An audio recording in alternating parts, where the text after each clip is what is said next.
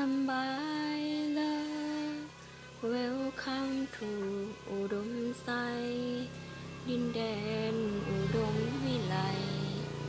พระเจ้าสิ่งคำแห่งนี้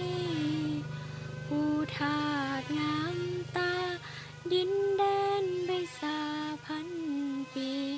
น้ำกัดไหลเย็นทั้งปีผู้คนมากมีน้ำใจ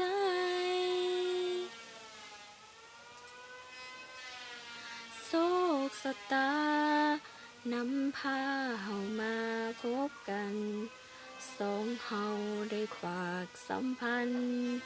ไม้มันเป็นคู่เคียงกายอ้ายเอ่ยว่าจ้าว่าอยากเป็นเคยเมืองใสคำนั้นยังจำฝังใจเมื่ออ้ายจากไปบ่หวนคืนมาสาวเผ่ากะหมูคอยอยู่แห่งนี้ที่เก่ายังคงตั้งตาคอยเจ้า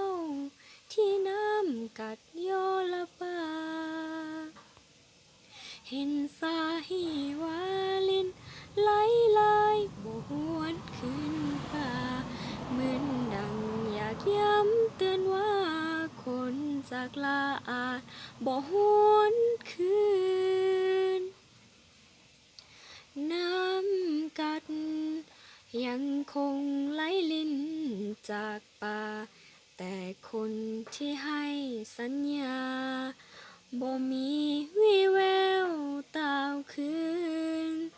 น้ำเปลี่ยนใจป่าย่านเวลาเปลี่ยนคนเป็นอื่นอย่าปล่อยให้คอยกำกืนหีบคืนมาทวงสัญญาอุดมใสยังคงคอยท่าน้ำกัดยอละปา